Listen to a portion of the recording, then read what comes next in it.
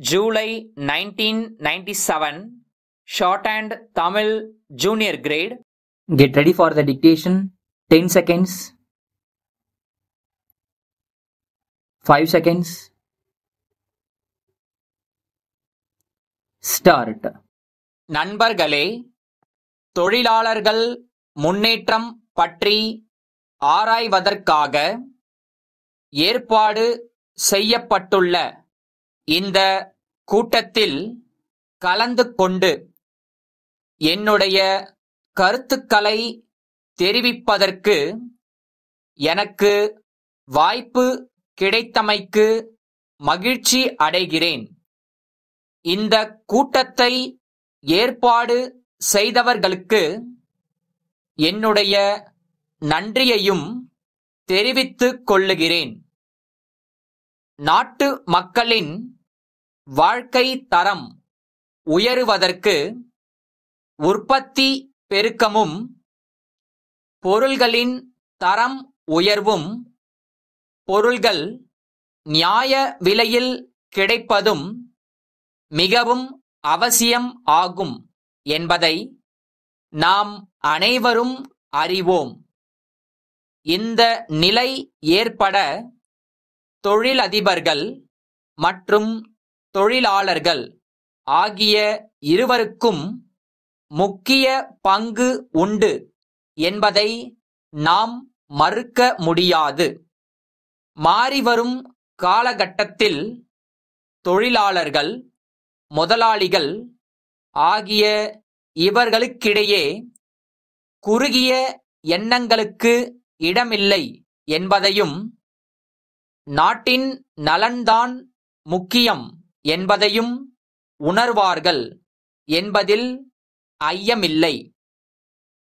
ஒரு அமைதியான சமுதாய மாறுதல் ஏற்படுவதற்கு தொழில் துறையில் சுமூகமான நிலைமை இருக்க வேண்டியது மிகவும் அவசியமாகும்.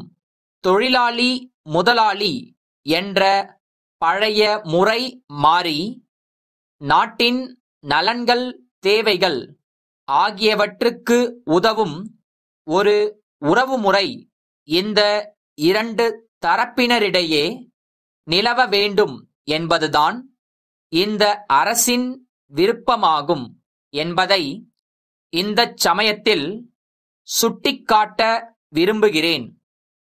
அடுத்தபடியாக, நமது நாட்டிலுள்ள தொழிலாளர்களுக்கு முழு அளவில் சமூக பாதுகாப்பு இல்லை என்றும், நிர்வாகத்தின் தவறுகளினால் பெரிதும் பாதிக்கப்படுபவர்கள் இவர்கள்தான் என்றும் இங்கு தெரிவிக்கப்பட்டது.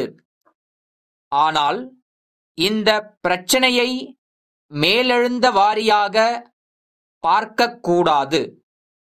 நன்கு ஆராய்ந்து பார்த்தால் தவறுகளை ஒரு தலைபட்சமாக மதிப்பிடுவது தவறு என்பது புலப்படும்.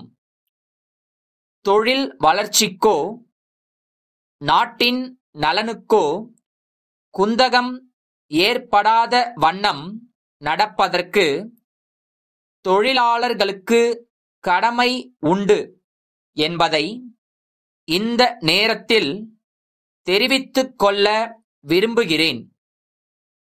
தேவையற்ற செலவுகள் குறைக்கப்பட்டு உற்பத்தியில் பெருக்கம் காணப்பட்டால்தான் தொழிலில் லாபம் ஏற்படும் என்பதும், அதனால் தங்களுக்கும் பலன் கிட்டும் என்பதும் தொழிலாளர்களுக்கு நன்கு புரிய வேண்டும் என்பதையும் சுட்டிக்காட்ட விரும்புகிறேன்.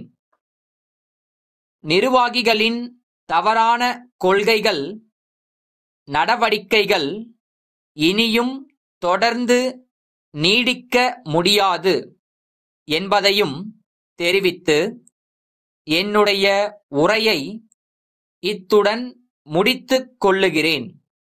நன்றி, வணக்கம். கோயமுத்தூர், திரு எஸ். செல்வம் என்பவரிடமிருந்து மைசூர் குமரன் பட்டு மாளிகையின் மேலாளருக்கு அனுப்பப்படும் கடிதம். அன்புடையீர், தாங்கள் விற்பனை செய்யும் மைசூர் பட்டுப் புடவைகள் பற்றிய விளம்பரம் ஒன்றினை இன்றைய செய்தித்தாளில் பார்த்தேன். அடுத்த திங்கள் நடைபெறும் என் மகள் திருமணத்திற்காக சில பட்டுப் புடவைகள் வாங்க எண்ணியுள்ளோம். ஆகவே தாங்கள் விற்பனை செய்யும் பல்வேறு நவீன பட்டுப் புடவைகளின் வண்ணங்கள், தரங்கள், விலைகள் போன்ற அனைத்து விவரங்களையும் எங்களுக்கு உடனடியாக தெரிவிக்கும்படி கேட்டுக்கொள்ளுகிறேன்.